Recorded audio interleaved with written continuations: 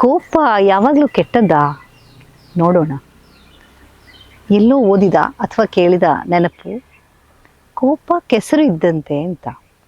ಕೆಸರನ್ನು ಮುಖಕ್ಕೆ ಎರಚ್ಕೊಂಡ್ರೆ ಅದು ಕೆಟ್ಟದ್ದು, ಕೆಸರಿನ ಮೇಲೆ ಗಿಡ ನೆಟ್ಟರೆ ಅದು ಹೂ ನೀಡ್ಬೋದು, ಹಣ್ಣು ಕೊಡ್ಬೋದು. ಹಾಗೆಯೇ ಕೋಪ.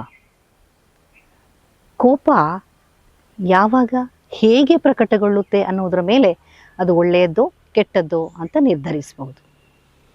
ನಮ್ಗೆ ಅನ್ಯಾಯವಾದಾಗ, ನಮ್ಮ ಹಕ್ಕುಗಳಿಗೆ ಚ್ಯುತಿಯಾದಾಗ, ನಮ್ಮ ಕಣ್ಣ ಮುಂದೆನೇ ಯಾರಿಗೋ ಅನ್ಯಾಯ ಆಗ್ತಿದ್ದಾಗ, ಭ್ರಷ್ಟ ವ್ಯವಸ್ಥೆಯ ವಿರುದ್ಧ ಕೋಪ ಹುಟ್ಕೊಳ್ಳದೇ ಇದ್ದರೆ ಅದು ತಪ್ಪು. ಅಂಥ ಸಂದರ್ಭದಲ್ಲಿ ಒಂದು ಕನ್ಸ್ಟ್ರಕ್ಟಿವ್, ಕ್ರಿಯಾತ್ಮಕವಾದ ಕೋಪ ಹುಟ್ಟಬೇಕು.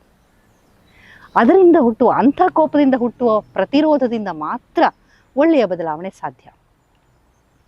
ಸ್ವಲ್ಪ ಹಿಂದಕ್ಕೆ ನೋಡಿದರೆ ನಮ್ಮ ಸಮಾಜದಲ್ಲಿ ರೂಢಿಯಲ್ಲಿದ್ದಂಥ ಅದೆಷ್ಟೋ ಅನಿಷ್ಟ ಪದ್ಧತಿಗಳು, ಸತಿ ಪದ್ಧತಿ, ಬಾಲ್ಯ ವಿವಾಹ, ಅಸ್ಪೃಶ್ಯತೆ, ಇವುಗಳ ವಿರುದ್ಧ ಒಂದಷ್ಟು ಜನ ಹೋರಾಟ ನಡೆಸಿದ್ದಕ್ಕೆ ಅಲ್ವೇ ಕಾನೂನಿನಲ್ಲಿ ಬೇಕಾದಂತಹ ಬದಲಾವಣೆಗಳು ಬಂದದ್ದು.